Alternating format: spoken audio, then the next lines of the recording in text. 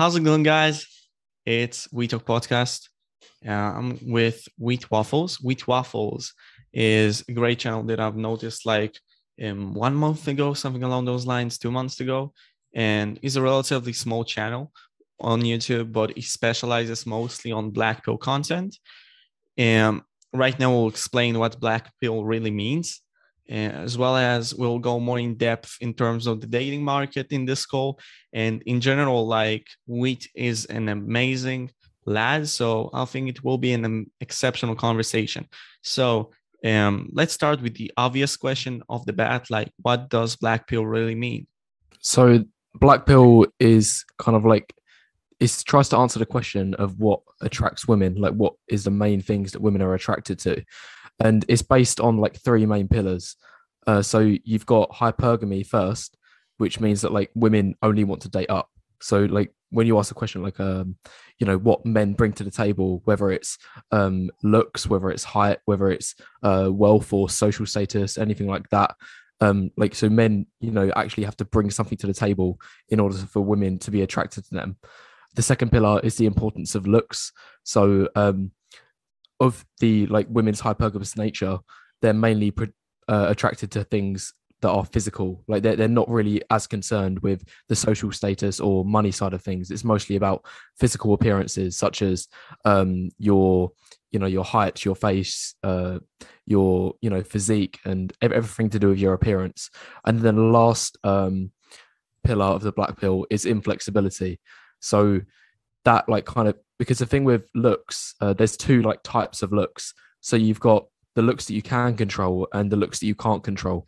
And the looks that you can control is, things like your haircut, your physique, the clothes that you wear, your fragrance, things like that, all things that you can control. And the black pill steps in and says, those things don't really make much of a difference. The main things that the black pillars believe that carry the most amount of weight is the things that you can't change, the genetic factors of looks, such as your height, your facial bones, and your ethnicity, your hair and things like that. When I'm talking about hair, I'm talking about the presence of balding and some things along those lines. Okay, so Wheat, in terms of that, I have an inner question within myself. I think that Blackpill is often goes to apps like Tinder, because of course what you first see is your face and how you look, and maybe in the bio your height, for example. But in the real face-to-face market, the Redpill is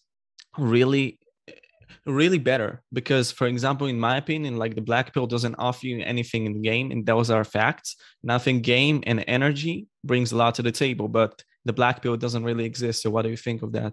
Wait, in the what market? So did you say that the online market was mostly black pill, but you said that in another type of dating market, then the red pill is applied more? I'm saying that in apps like Tinder, for example, you should act black pill and you should think black pill, but on face-to-face dating interactions should be red pill. Yeah. See, you mentioned a couple things there, such as your energy. But even when we talk about things like this is what a lot of guys don't really understand about the black pill, is that all of these other factors, whatever it is, all of these red pill beliefs, social status, energy, your mindset, you'd be surprised that even these are massively interfered with and controlled by your looks. There's studies out there that show, if short guys are much more likely to be bullied as children, and think of the, effects on that person's mindset is going to have on him. He's not going to be as confident. He's not, he's not even going to have positive energy. He's going to have a more negative outlook on life. So even when we, even if these other factors are at play and do carry significant weight, it always goes back to looks. You can't ever forget that. So I just wanted to throw that out there as just, a caveat point to when people do say about these other factors. But the thing is, I don't think that everybody was less good looking is bullied, and those are facts as well. I don't for example, I'll take myself as an example, but I don't know if I'm the perfect example. I'm 1 meter and 80 centimeters long. So I'm 5'11", 5'10", something. No, maybe larger. I don't know. But I'm tall, and I don't know how I look. I think I look pretty good.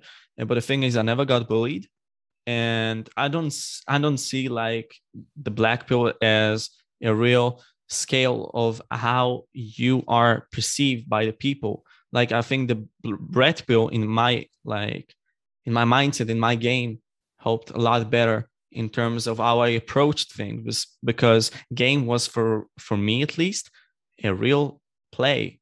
Like without game, I probably would not get my girl, for example. That's how I see it. But of course, as I say, like body, how you look, your height plays a factor, as we say it. Yeah, so I think the difference between where we agree and disagree is the extent to which these factors matter. So like, I would put significantly more emphasis on those genetic factors, such as your height, your facial structure, and things like that. While you're, more pointing to the other things that you can change. But you are still acknowledging that, you're obviously that your height and your, genetic factors do play a role, but the role is like overstated by black pillars. Am I reading you correctly? Yeah. Exactly. And I will go deep into that more. That I think that height and face, you cannot, like, there are some things that you cannot change, and if you want to go to sub 5 and explain it, it will be better. But I will say that I don't think that in our market you should really approach it only black pill, because it's not the right way, in my opinion. You should acknowledge it but not go thoroughly with it, because it doesn't, like, the game and the personality thing doesn't exist. And I think it plays a role, not a big role, but plays a role. Because, for example, if I hold a relationship, and I'm just jumping ahead a little bit, I think that personality really goes into play. And I think that when you go into the dating market, it only shows you how you meet a girl and how you having sex with her, for example. So yeah, what do you have to say about that? See, I think you actually made quite a interesting point there. So you said you should acknowledge the black pill and its implications. But I think the point that you was trying to make is that you shouldn't like go full black pill. Like in the respect that you should just, like say, oh, the world is going to the dogs, like give up on dating, like you don't even bother trying. Like that's not at all what I'm saying. I just want to put that out there and make that clear. So I actually like, for the majority of guys, especially the guys in the middle of like the hierarchy, the normie tier guys, if you're an average looks guy, average height, without a terrible frame or anything else that's like causing you massively limitations, then like I think I'm like agreeing with your point that you should acknowledge the black pill, that it is going to have, put huge strains like on your ability to date and like find relationships and things like that. However, mentally, physically, and behaviorally, you should like be following the red pill. Like, and I think that's a big misconception with what a lot of people take from my content, that like there's something like 15 hours worth of content on my channel, but not once have I ever say, oh, I'm against self-improvement. You should never strive to be, like the best version of yourself or anything like that. I've never said that because it's simply not true. Like, however, for those guys in the middle, like that's not true. I think if you are in the middle, then you should be looks maxing, you should be money maxing and status maxing, social circle maxing. You should like be trying to improve your life to the fullest, and as it will yield positive results in the dating department. However, I do believe that there are a subset of men who are in the like lower echelons of the attractiveness scale, whose genetics are just causing them such big limitations that it reaches a point where the juice isn't worth the squeeze. And let's say if we take some guy who's 5'6" in height, he's halfway bald, and his face is like a 3 to 4 in looks. Like, is it going to be possible for him to find a romantic partner, like have a one night stand with somebody on like one random occasion? Like it could be possible, yeah. Like you're always going to have these exceptions. It's going to be like he could be the lottery winner who's the 0.001% guy who like is the exception to the rule. However, my argument is that the juice isn't worth the squeeze in his situation, and it's actually going to have more negative impacts on his life and particularly his mental health, because even if he does fully self-improve and improve his situation and like goes fully red pill and improves every area of his life, because his genetics are limiting him so much, then when he actually goes out and approaches women, it's going to be so brutal for him, and it's just going to be rejection after rejection after rejection, and the effect that that's going to have on his mental health, his happiness and well-being, the juice isn't going to be worth the squeeze in order to like have that 1 in 10,000 chance of a girl actually being the exception to the rule and finding him attractive. Okay, so with that, okay, I'll more elaborate on that. Like, I think you see Kevin Samuels's concept, right? I don't watch Kevin Samuels content. Okay, no. So his approach is just putting a big emphasis on like the I value thing. And my question is to you, like, in terms of that, do you think that I value can be like, for example, in the US one thing, but in another country other thing? Because for me, it's what's I value? Okay, so okay, good question. What do you think is I value beforehand? I've honestly got no idea. I'm not sure if the audience will know what that means either. So like, you might as well just explain it, because I'm not sure what it means. I mean, I'll hold my hands up. Listen, and based on the Redpill thing, I think it puts an emphasis on like your social status, your money, and what revolves around that, and how like the hierarchy puts you on the positions, for example, on the tiers. As if you are closer to the top of the hierarchy, you're better like suited to be high value. That's how I see it. Oh, high value, not Yeah. high value. Sorry, I'm just misunderstanding your accent there. I'm sorry. I thought you said I value. No, you're talking about like high value versus low value. Yeah, that's what I said. So, sorry. So my apologies. Okay, so what is the definition on it, like as you see it? What separates high value men from low value men? Not only high value, as you put it. Like, what do you think of it? Well, high value man is somebody. Well, if you want me to go through the whole entire list, everything that's like gonna increase a man's results or likelihood of getting results. 6'2", 6'2" to 6'4", sorry, height.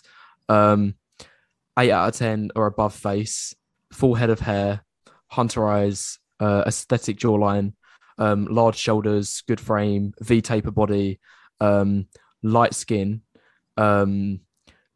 social status, large social circle, and even going like deeper down into other things, like such as having well taken photos on your social media, a large social media following. What else haven't I mentioned? Like if you're well groomed, so you keep yourself tidy and clean, so you're well dressed, a bit like you appear high status, and you've just everything. It's okay. It's okay. Like what I want to go with that question is like, do you think that in one country, for example, you can be high value? Like, for example, okay, let's say in Israel, because I represent the Israel nationality, I can be perceived as high value, but then I come to the US and do the same results, but I'm not high value there. Do you think it's possible? Well, it's contextual, isn't it?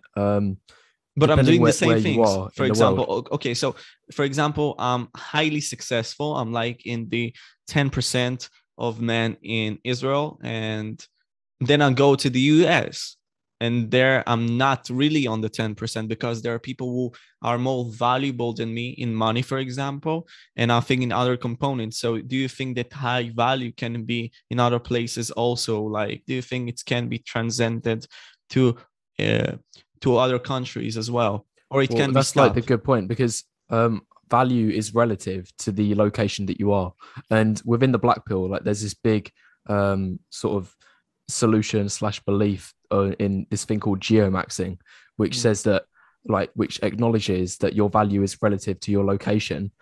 So if you're a 7 out of 10, 8 out of 10 SMV in one particular country, in a country with higher standards of beauty and social status and money, then you might only be like a 3 or a 4 in terms of SMV.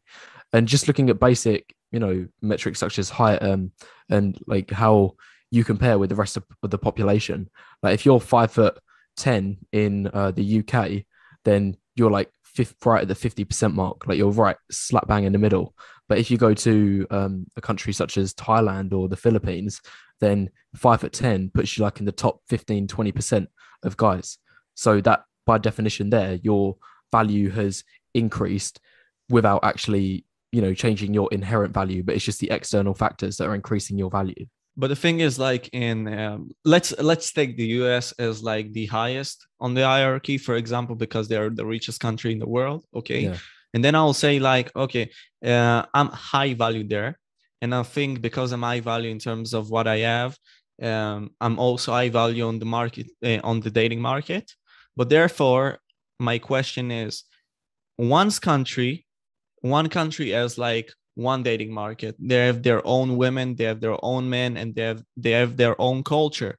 But do you think that it's important to be like high value in the most high value country, for example, the US, but not in particular to get the best girls? Because I see in Israel, for example, a quantity of various different cultures, and they're all beautiful in my opinion. Some of less, some of more, but I think that I would rather be high value in this country more than to be in the US, because the US has a different culture than mine, for example. You get what I mean? Yeah. So what's your question? Okay, so my question is, do you think that in particular, being the highest value guy in one country, in the most high valuest country in the world, is better than being like a high value guy in another country, which is less valuable in the world, but has better selections of women in there? So it's almost like a compromise. I think I get what you're trying to say, because if you go to a lower value country, then you're probably going to have more abundance, more options. You're going to have an easier time. You're going to get less flakes, less, time wasters and things like that if you go to, a lower value country on average. However, by the definition of that country being lower value, the women are also going to be of lower quality. So like, I understand what you're trying to say. That if you're, in a high value country and you're high value yourself, you're not going to have as many options like by being there. However, the quality options might be a little bit better. But it also can be a lot worse. I think that in the US, and correct me if I'm wrong, because where do you live? In England or the US? Yeah, I live in the US. I live in the UK, which is England. Yeah. Okay, so you don't know the situation in the US, I think. But let's go with England, for example. Okay. Do you think that, and I see like England as a high value country, for example, do you see that the women there are high value as well? It depends on like your definition of high value. Like are we like it's not really a yes or no sort of question that you can answer, because it's more of a spectrum. Like you've got in any society, you're going to have high value women and low value women. Like so it's not really like a yes or no answer where you could say, oh yes, they're all high value women here. Like it's just not the case, because you're going to have a lot of low value women as well. Okay. So, okay, let's put that question to the side. And I'm very like fascinated and very interested in talking about the online dating, because, for me, that's where the black pill shines. That's where I see it, because, you see a face of a man, for example, which is 10 times less likely to be swiped right. If I'm not wrong, right? Can you confirm it? Yeah. So the way I put it is that like every point you move down the scale in attractiveness is 10 times harder. Well, 10 times fewer matches. So let's say an 8 gets like, 1,000 matches per month. A 7 will get 100 matches per month. A 6 will get 10 matches per month. A 5 will get 1. And then from there, it's just like fewer and fewer and fewer. Like that's like my rough, like boundaries of how, that's like my rough estimation of like how your results will appeal online on online dating apps. So do you think that rewires the brains of the women to like pick men like that? Because that's how I see it, that it's no longer you're meeting men face to face because of the technological differences. You can now meet somebody from far away. For example, me and you, we are talking, and I live in the Israel and you live in the UK, and we have I can also not see you but talk to you, which is something a little awkward because the technological thing goes way farther than we seen it like 50 years ago or like more than that. So again, the question is, do you think it rewires the brains of the women? What online dating rewires the brains of women? Well, it definitely, yeah, absolutely, like has an effect on themselves and their standards and their, dating preferences. Like, I think the main thing is that it drastically like increases their, standards of attractiveness. Like, so if you're, a 6 out of 10 guy who otherwise would have like had a chance in real life because you would have been able to have a better chance of, cajoling her and using your social skills to like build rapport. However, on an online dating app, which is where the world is heading nowadays, that's just not possible.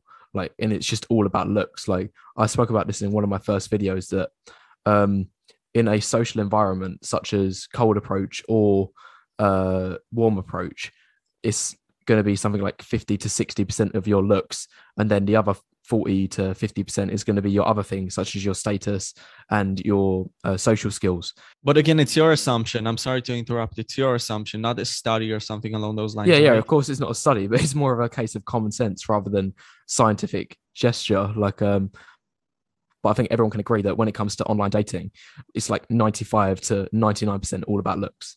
Like, of course, you have elements such as your bio and things like that, but like I've seen actual studies on this that whether you have a bio or not, it affects your results by like less than 5%. But the main difference is, I made that number up, but like okay, I don't have like the exact study at hand here, but like if I did look it up, like it would be a very, very low number. Like but the main factors that affect your number of matches obviously is going to be the photos, like how good you look in your photos. Okay, so, and I'll go to that point because it makes me a little angry. I see that those social medias, those like online datings make women more powerful. They always complain that they don't get things. And I'm going to like to reveal it. I just like yesterday I had a conversation in my Discord, which I recorded, and we talked about like how women gain power in like a superb way right now with the technological boom. Basically, with gossips, like in the past they've controlled with like the tribe with it. Like if the women gossip there, they would have controlled if this man is high value or not, because the women had the power there. And secondly, like with the technological boom, they have like they cannot get pregnant. They have birth control. Right now, they control the sex, which is, in my opinion, a big problem. And they most likely will control your emotions and you will simp naturally. So basically, like you have all those components within you and you as a man falling down short with it. So do you think, what do you think men can do about it? Because it seems to be like a big problem. Women just dominating everything. And I think they make a big problem out of nothing. Yeah. So obviously, like when it comes to solutions and, like what men can do about it, like it's more of looking at an individual basis. And men, they need to like increase their value like in every single way possible. Like if they want to have the highest results in the current dating market, then they need to like increase their value like as much as they can. And do whatever means necessary to do that. And they need to identify their biggest issues that are holding them back and try to rectify those. For example, if you're a guy who's got like upper eyelid exposure or you're balding or something like that, then surgical options such as a blepharoplasty for the upper eyelid exposure or a hair transplant for the balding, they will be like the most adequate solutions because they will increase your value the most. Okay, but okay, then balding, do you think it's a big problem? Because I see it as not a big problem. For example, if we will pick a guy like Michael Jordan, I don't see him as like a worse looking guy than the other guys with hair. I don't think it would have complimented him more. Do you want to go more into sub 5 and explain it to the audience? Yeah, well, if this is the thing, balding can suit certain skull shapes. So, like, if you've got a Chad skull, then balding isn't going to really affect you. Like, you know that guy Jeremy Meeks. I don't think he's bald. He's like shaved, but he suits like the shaved look, doesn't he? Like really well because he's got a very masculine looking skull, and it suits him quite well. And the same goes with Michael Jordan. He's like unaffected by going bald. And same goes with The Rock, Dwayne The Rock Johnson. Yeah. Like, going bald for these types of men doesn't really affect them because they've got the right skull type and skull proportions to suit it well. But for a lot of other guys, going bald for them like is pretty much a death sentence in the sexual marketplace because they don't have the right skull proportions to suit it. Do you think I will get a death sentence if I just rinse my, hair and create? I don't know. It's hard. It's hard to tell. It's hard to visualize, but I don't think it would be a great idea if you did it. I think your best bet is to keep your hair as long as possible. Okay. Got the tip. No problems. Wait. Well, to that point in the social media hierarchy, I have a big problem with women, for example, in TikTok, uploading content, especially like underage women, which basically social media rewards them, the underage girls, to do like pornographic stuff or act in a pornographic behavior. And people say it's fine, or just don't say anything. And I think it creates a larger problem in scale things. Do you think that this big rabbit hole of just fucks all, for example, in terms of the behavior and just people expressing themselves, do you think we can stop that, or should we stop it? Because as I see it, people in social media go and do provocative things more and more as time goes on. Well, if I'm honest, I haven't really thought about this topic a whole amount because we're delving into like the topic of censorship and like online like clamping down on what you can and cannot post on these types of like websites or apps. So like it's a completely different topic at hand compared with the Blackpill. Obviously, like you had that thing such as OnlyFans getting it's content creators, they're not allowed to post what was it, nude material or pornographic material. Yeah, but it something changed along those lines. It changed. Yeah. You can post it. Are they doing that now? Yeah, Are they so they went back on that law? Winter is not coming. Oh, okay. So so like you always see things like that, and obviously you're going to have positives and disadvantages to like whichever route you decide to take. Personally, I thought that the banning of OnlyFans or whatever it was, the stopping of nude material on OnlyFans was a good idea because it does like exploit like men in terms of like it's almost taking advantage of their sexuality that they're now having to pay just to get in order to like see a woman's photos. And but the women who are doing this OnlyFans business, they're not actually gaining anything from it. And they're not having to put any work in. So like, no, sorry, they are gaining stuff from it, obviously, like they're gaining money and resources and attention from it. That's what I want to fix you, but yeah, I said it the wrong way around. However, they're not actually producing like work. That it's such a cheap and easy way for any woman to make money. It's not a real job. I'm sorry to interrupt you, Wheat, but do you think that like working as a trash can like holder and just doing that dirty work is like better than doing like a proper like this OnlyFans work? Well, you got to think about like its impact on society. Like for every like you get jobs, there's two types of jobs: those that contribute to society and those that take from society. These women doing OnlyFans, they're only taking from society. They're taking other resources from men. But if you have a job such as a teacher or a doctor or like a real job like a policeman, then you're actually contributing to society. Like if you're a builder and you build a house, then you're actually making something of value.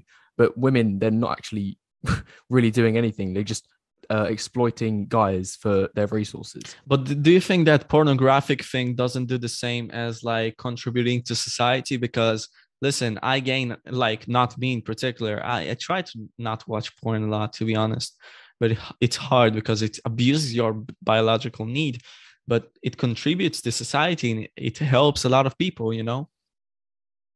I wouldn't say it necessarily helps a lot of people. I remember learning about this in economics. Like I studied it at A level when I was at school, and there's what's it called, positive and negative like externalities. And so there's things like cigarettes, like they take from society, like because they're causing issues like within people, and things like drugs and alcohol, like they're also causing negatives.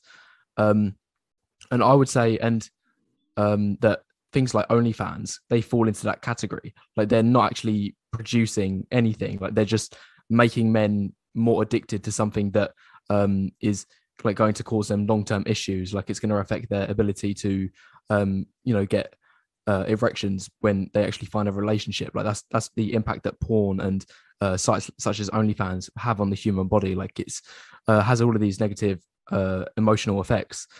So when we're taking a look from that standpoint, I would say that pornography and OnlyFans websites such as that, they fall into the same boat as things such as smoking, cigarettes, like because they're and fast food.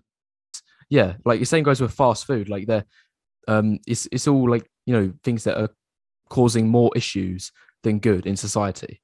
But the thing is, like, do you think, okay, and I'm just asking that because I'm really bothered by it, and somehow I don't know when I want to really fix it if I can as a human being. Do you think we should put like borders on it or some line and say, okay, that's, for example, okay, you can do it, but it's abusive to other people? Or in particular, say like, okay, that's not good to not allow it at all, because in my opinion, that's a big problem, for example, with OnlyFans, because it rewires the society to make it so it is good for you to be nude, and it's good for you to be like, I would not say slut in particular, but like get money off of people's and insecurities because they want to see like a girl and they don't get a girl. Often the times they are simps. And do you think we should draw a line or something along those lines? Well, so this is where like the question gets more difficult because, we've already talked about things like censorship. Are they ever going to be good for society? Because if, like we say that OnlyFans is causing problems and it's not a good thing and it's making men more insecure and it's making them, like have more, like be less productive and like have worse mental health. If we say that, then like, what can you do? Are we just going to say, oh, we're going to have a blanket ban and just stop all like? It's not really freedom if you do it. Yeah, exactly. Like, because then once you've opened that door, like it kind of just opens the floodgate into like banning any content that like the government, like the higher authority, like deems as causing like hate in society. Like it just opens that floodgate, and that's a very risky door to tamper with.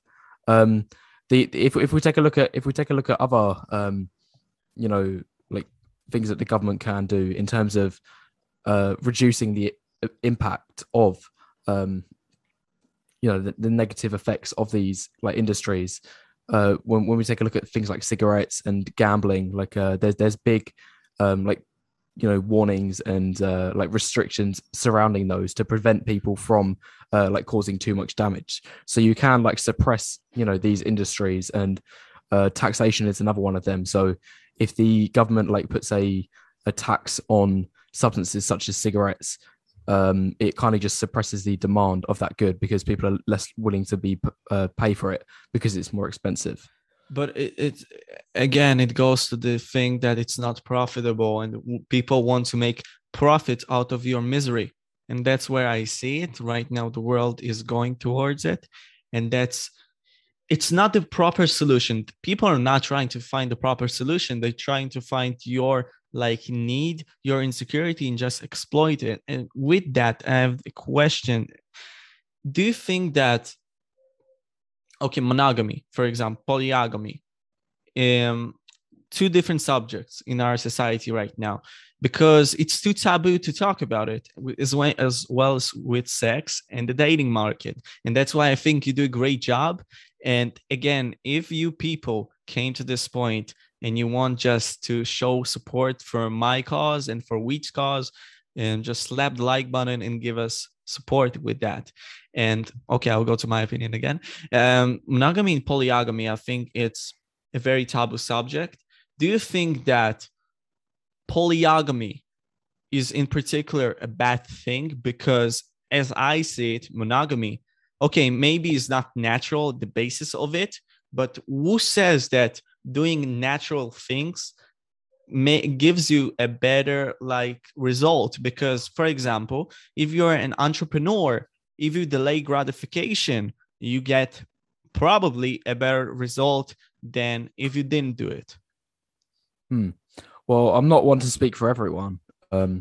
So like I can't say that polygamy is better or monogamy But is how better, you see it, man, everyone's going to have their own matter. opinion. But it might, yeah, of course, yeah. But like you're going to have some people out there who, like if you're a Chad and you're at the top, then obviously like polygamy, that might be like one of the best options available for you because it gives you the access to the highest number of women that you can. The Pareto principle comes in play because like yeah, exactly. But obviously if you're a guy at the bottom, then like you might get left out. Like if you live in a polygamous society, then again, like it just goes back to the Pareto principle that you spoke about just then, that in polygamous societies that you're always going to have the top 20% of guys who are able to monopolize on the like other 80% of women. And then if you're in the bottom 80% of guys, then you're just competing for the last 20%.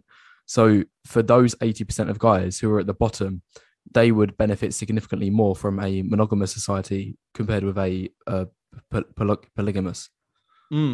But okay, then let's say to the average Joe, because listen, I know we talk about Chads and Chads get the world. They're set as far as I see it, because either way, most likely, if they look good and they have some part of game, some part of energy, that's how I see it, they are just ruling the dating market. I'm just talking to the average Joe, the unlucky one, the one who got less of a height, less of a weight, less of everything.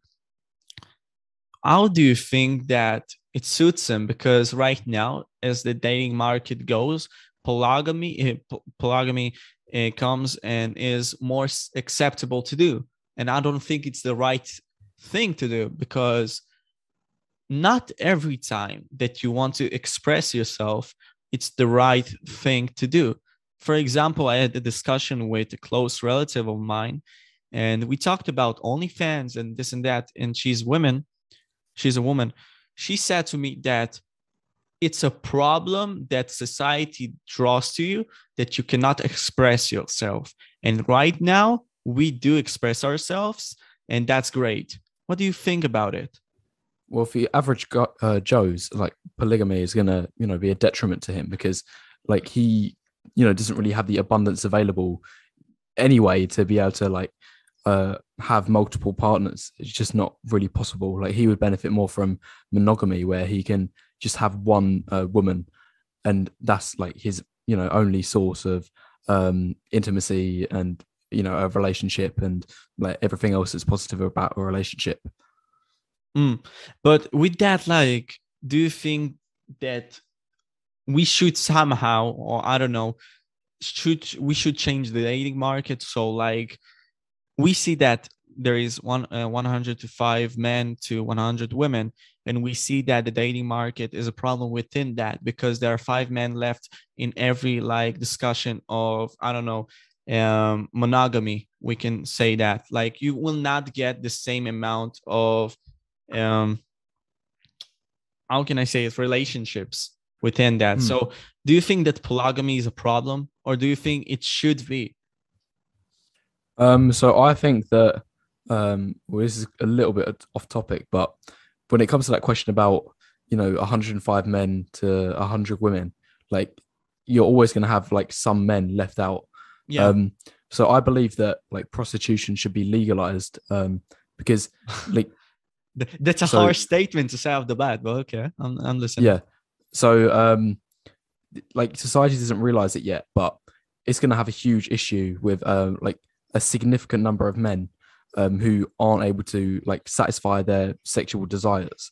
Like they're not able to get intimacy like out, and it's completely out of their control. Like even if they try, like you're going to have a significant number of men that just aren't able to like get intimacy, and it just goes back to the Pareto principle because you know the bottom 80% is always going to be struggling, and the like you're going to have a big percentage within that percentage that is getting nothing full stop. Like so like they're pretty much left off, you know, off the table completely. But if they legalize prostitution, then that's going to like give access for these men at the very bottom to you know, fulfill their sexual desires, which is gonna, you know, like, and the studies are out there as well that men's access to sex like plays a huge role in terms of like their happiness, their mental health and well-being, and like men are more likely to be more productive when they have access to intimacy. But wait, my man, like, do you think that technology doesn't solve that problem with like flashlights? No, not at all. No, Not at all. they're two completely different things, and they're two completely different markets.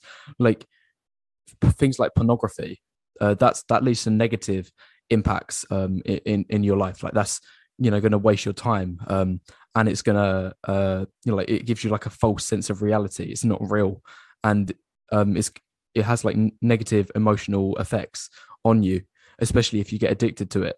However, sex is a completely different thing, and the studies show that they lead to positive results on you.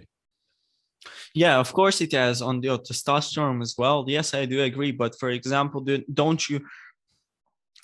you think that the world goes to a way where AI will fix it? Because probably like, and as I see it, like there are robotic toys which you can possibly like do intercourse with in like 10 years, and you can just buy them and do whatever you want with them, and you can just control them however you like, and you will not get the same backlash as women give you.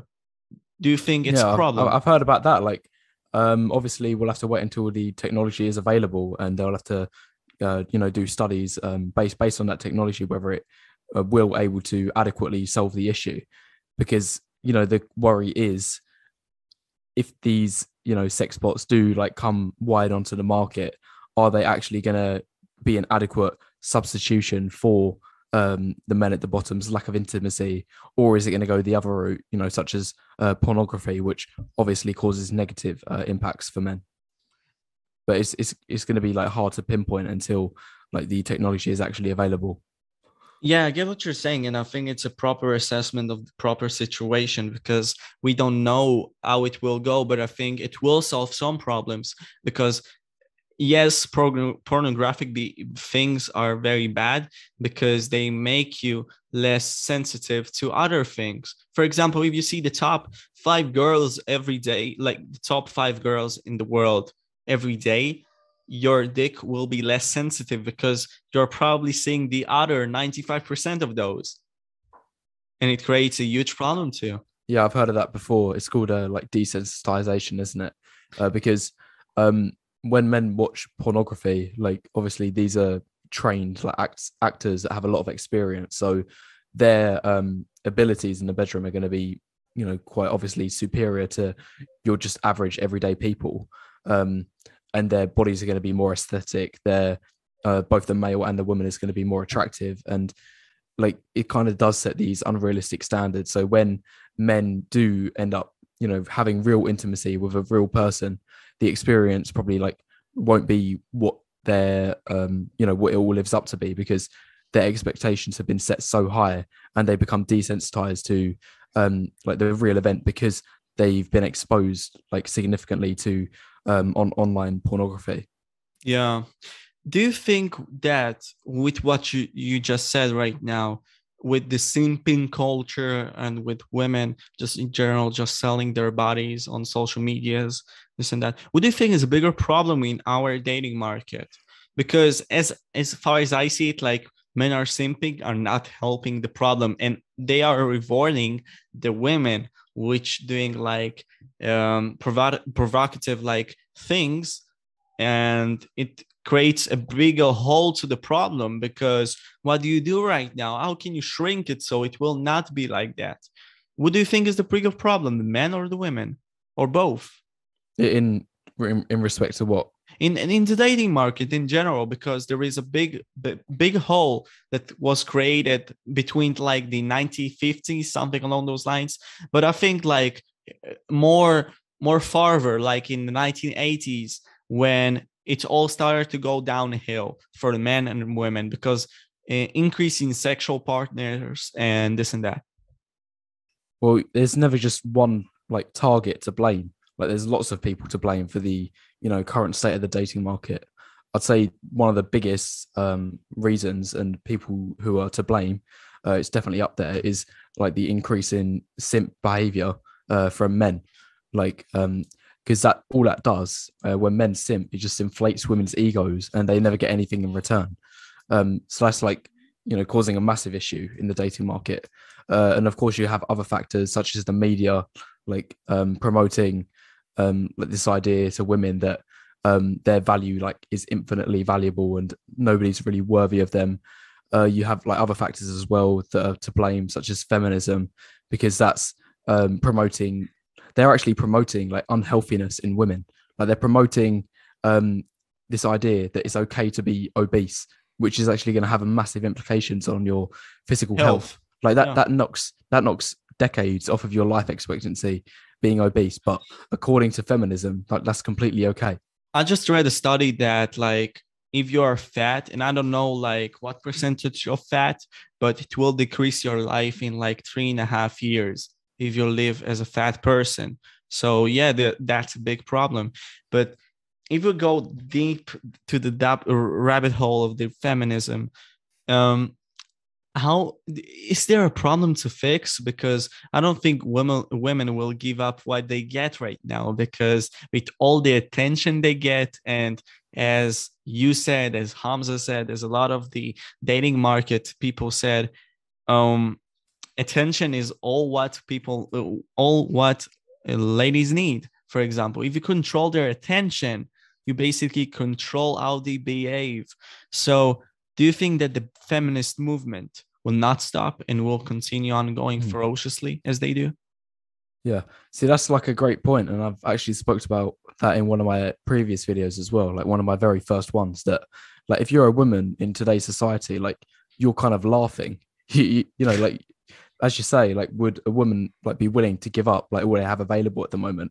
Like if you're a woman in today's society and you have men, paying for things, simping over you, like giving all this free attention and validation, then you wouldn't want to give that up. Like you wouldn't want anything to do about it, because that's just all positive benefits for you.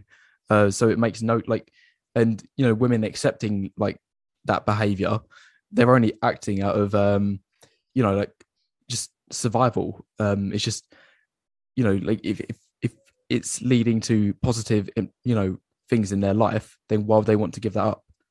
It's like with the problem in the US with black people, for example. Yes, they got slavery, and yes, they have big implications because of those slavery, because their ancestors suffered a lot. And if you read the things that happened to them, it's horrifying and downright disgraceful. But again, they're downplaying the other slaveries, for example, North Korea, like it's a second Holocaust in there. So like there are some like cultures, and I'm not meaning to hurt them, but that's the truth. They have a lot of power. They have a lot of power. But is there a way to break it up? Because it seems to be with the feminist movement that it will go just rapid fire to every corner.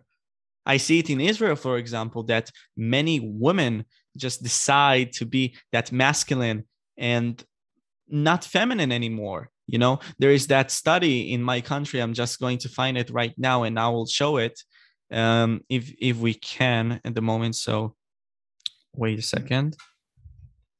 I'm sorry for the proper interruption. Well, if we look at like the trajectory of where things are heading, like feminism has only grown within the last 15, 20 years. And it doesn't show like any signs of slowing down. So I don't see any reason why it wouldn't, continue to grow. Yeah, with the purple, the purple book, what's called, like you know that book that they follow, the feminist movement.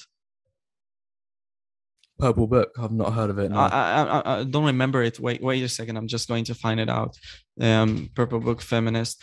The color purple. Yeah, the color purple. It's their Bible, something along those lines, which shows them like what they should do as women and a better like future for them. So it's a book from my buddy from my country, and I'm going to explain it right now. So basically, it shows the percentage of women who are single in our country. So the yellow thing is basically 25 to 29.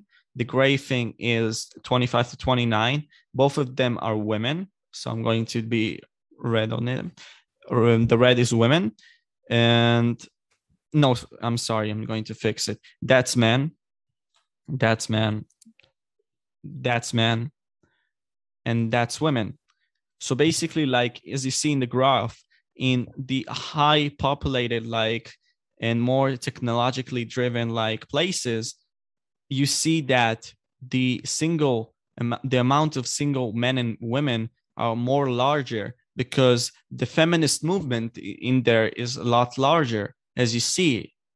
Okay, so again, I see feminist as a big problem. And with the graph, and you can stop the video and just see it again, it's a big problem. Wait, can you just walk me through that graph again? Okay, I'm sorry. Was it singles? Well, I can't read. Okay, so basically, those are single women. Yes. Okay, those are women. Okay, women, men, women, men. Okay, that's 25 to 29. Okay, in men. Yeah, that's 25 to 29 in women. Okay, I understand that part. So what do the bars represent? Oh, the bars represent the percentage of people who are single in different. And then what are the categories? Okay, so basically those are some places in Israel. Some of them are less populated. Some of them are less technologically driven, and some of them are like more driven in religion. For example, like Bnei Brak, it's more like a religious place. So in Tel Aviv, you know that place? It's basically I've heard of it. Okay, it's basically well known. It's like basically well known place in Israel. So you see that, like, for example, men are 85% single in that place. Women are 75%. 75% single. Yeah, single in that place, but like 25 to 29, and 45 to 49 are basically like a single men, single women. You see? Yeah, that makes sense. Okay, so that's what I'm saying, that there is a big problem with men being or women being single, because men, as you said, and I'm going to your point as well, don't get enough of the puss. And there is a great picture that you just showed in one video, and I'm going to find it, that you showed like one trash can that looks like a puss before the age of 30. Oh yeah. After the age of 30. That was great. That was a great picture, just saying that. But the thing is, it's true. Women are just tasting and having a lot of power. That's why I'm saying, like, they have a lot of power. So do you think we should like solve it somehow? And I'm asking like a third time because it's important, I think. Well, when it comes to solutions, like, it's difficult. Yeah, I know what image you're referring to now. Like, what is there to do? Like, because in my very most recent video, like, that was like what I tried to highlight, that there's 6 reasons for why the dating market likely is going to get worse. Like, it's getting worse and worse and worse every single year. And the first reason was because, like, obesity rates are going up, like the quality of women is going down. More women are sleeping around and not willing to, form relationships in their 20s, but look for a beta provider in their 30s. There's plenty of other reasons as well, like, and I explained it in my most recent video. So, like, solution wise, it's a bit difficult to try to pinpoint, because when you've got all of the momentum is pointing in the direction that the dating market is only going to get worse, then like it's quite difficult to pinpoint what the solutions are available. But do you think it's caused by the fast movement of like technology, because people are just not keeping up? And that's a problem that I see. Like, for example, in the mental illnesses department, I see that people lose their minds. I think, and I don't know, that's my theory to things, and maybe I'm super wrong, but people who are transgender are basically like a direct cause to this technological boom. That's how I see it. I mean, I think there was like transgender people who want to change their sex beforehand, but I think the technological boom made them not keep up, and basically their mental health got a lot sicker, and that's what makes our like dating market right now a total chaos. Like, do you think that, for example, transgender men or women are creating also a problem in the dating market as well? I saw a study about this, and it's something like there's 3 times as many transgender men compared with transgender women. So a transgender man is somebody who turns from a man into a woman. And the trans woman is somebody who goes from a woman to a man. And there was 3 times as many men converting to women rather than the other way around, which just sounds a bit, suspicious, because biologically you would expect the numbers to be equal. Like if it is a genuine like biological condition that a certain subset of the population will have. However, when you hear the numbers that there's 3 times men going to women than women going to men, then like, what is the deal? Like, is it some sort of like biological, like thing at hand, which makes it much more easier for men to, like have that mental disorder? Or is it like some men, like they're like, this is some like big theory within the Blackpill community, that you get these guys who are very like sexually deprived, so they change into a woman in order to like increase their sexual market value. But again, and I'll just bring an event that happened to me like a month ago. There came to Israel like a guy from Ethiopia, and he just told me that when I asked him about like, do you see like gay people on the streets or something along those lines? And Ethiopia is not like a bad country. It's not Somalia, for example. They can like go to wars, this and that, but they're not like Somalia, who are killing innocent people for nothing, basically. So he said, like, I don't see them because for me they don't exist. Even though I know some of them, there's such a tiny portion, but because I don't see them, I think there aren't as many people who are gay or lesbians, for example, in those countries. So I have a question that I don't know. I need to research it more to know it. But do you think that because in Western society, you see a lot of gay people, a lot of lesbian people, that's okay? And that's why people think it's okay to act like that, for example? But in those societies, like in Ethiopia, they don't see them. So they don't see like this problem, or they don't feel like they need to convert to it. You know what I mean? I'm not too sure what you mean. I don't know. Okay, so I mean, like in Western countries, because you accept that it is plausible, then it's okay for you to be that, and you know that you can inspire to be like that. Okay. Yeah, but so there are like cultural implications. Like, a lot of countries in the world still have like massive restrictions and like laws against, like this sort of these sort of people and these certain groups.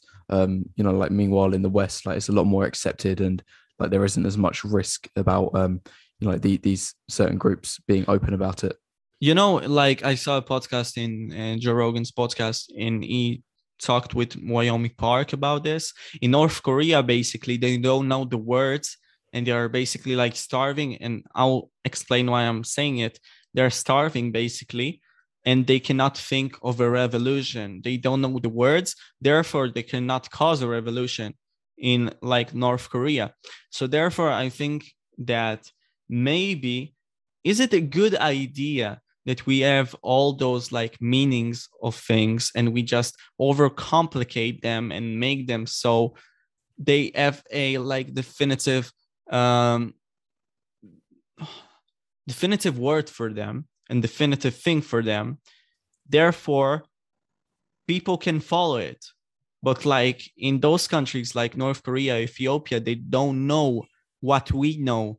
And basically, therefore, they cannot be like they are. The lesbians, the gays, they're only for main part straight because they don't know better. Yeah. I don't know. I don't really know what to It's deeply respond with. Yeah. philosophical. I'm sorry to say it, but that I just in mind the thought. And people, listen before like we will continue with the conversation. The thing is, there should be a lot of questions you ask yourself when you talk about the taboo subject of like the dating market, the sex, everything along those lines, because people, and that's how I feel, and we'd like continue on me afterwards. I think that people just didn't talk about it for so long, and therefore we have this humongous gap between men and women. That's why we cannot like, and that's an interesting subject. For example, if I am in a relationship, most likely the sex will come before the talk about sex. Can you agree with me on that? In my experience, no. Like you usually talk about it first and then happens afterwards. But in your experience, it might be different. I'm not too sure. Yeah, in my experience, it's a bit different that people, but what I'm saying is that you're not informed of the things that make it. You just do it. You don't like research it so much. You get what I mean? You just like you have this condom, you just wear it and that's it. And you do the sexual intercourse, you know it's safe, but you don't go farther than that. You get what I mean? Kind of. Oh, yeah, and just to let you know, I've got to like leave in the next few minutes. Okay, no problem, no problem. Yeah. Yeah. Okay, then I'll ask like two questions, okay? Yeah, just a couple more questions and I'll got to be out of here. Okay, brother.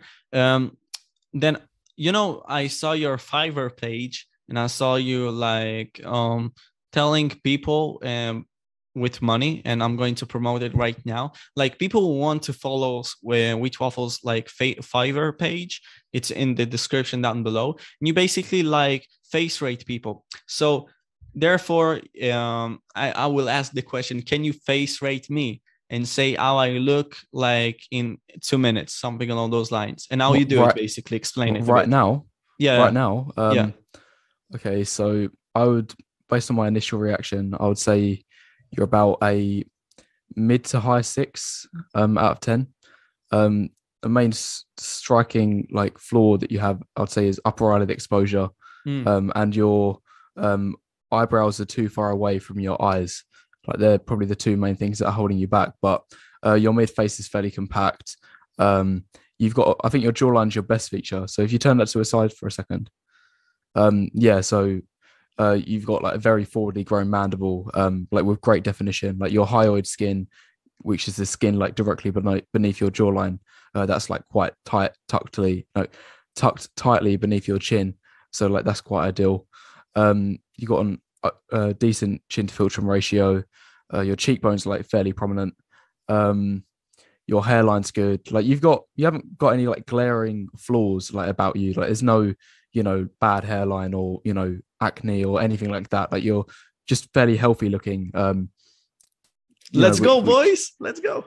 No, I'm joking. Yeah. So like, and if you don't, this is the thing with a lot of like looks, if you don't have any of those glaring like negatives, such as like severe facial acne, then or a receding hairline, then it's quite difficult to like be unattractive or like overweight. Like that's another one of them. You don't like have any of those like looks killers, which are significantly holding you back.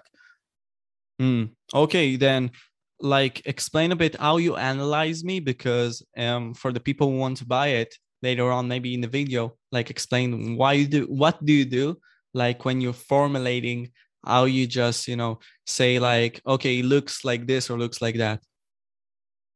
How you do it? What is your so like it's mostly like based on experience like in the past, like so I take into account like other people that I've rated beforehand, and like I'm trying to think like, oh, where do they fit in about like among all of the other people that I've rated. I also like take into account how well I think that a person would do if they were on an online dating profile. Like, would they get a significant number of matches or a low number of matches? And I'm also taking into account like a lot of the science as well, like the like biological like reasoning behind why some certain features are more attractive than others. For example, like a receding hairline or obesity, like that is a indicator of poor health, and like it's gonna cause a man like to have a lower chance of survival if he has like these certain features. Does that make sense? Yeah, it does. It does. That's why I'm recommending like the system that you provide, because I see that like right now you have 4.9 out of 5 like stars, which means that you do a great analyzation on it. So like, first of all, I'm going to say like links for like his Discord, his channel, his Fiverr page is going to be down below. And the final question is, you know what? I'll ask 1.5. Why did you create your channel? Why did you create your channel? I created my channel. It kind of just started as like I just started it like because I was bored, as like some sort of side project, and I was actually like gonna make lots of videos about lots of different topics, but then I ended up kind of just focusing on this one topic, and like that's kind of got me where it is today. So it's basically like was driving you just to do it, and you didn't think of anything in particular, just do it, and it mainly got you to where you are right now. Yeah, exactly. Okay. And final question that I ask every guest is, what is your biggest lesson that you learned from life?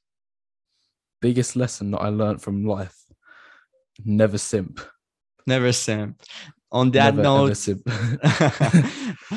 note, I'm going to end this podcast with my man Wheat. I think it was a great conversation. We talked about like a lot of good content, a lot of great topics. What do you think of it, Wheat? Was it a great conversation? Yeah, I'm really happy with this conversation. I think there's some good content for your audience today. Yeah, my man.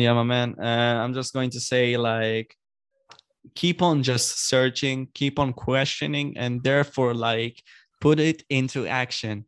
And as we said, don't simp, and just try to make the world better for you and then for the whole world. I'm just going to say like, thank you for watching. And if you like the video, again, comment and like. And if you want to subscribe, it's also plausible. It was me, Moshe, and Wheat Waffles today. And guys, I'm going to see you on the next one. Bye. Okay, thank you very much.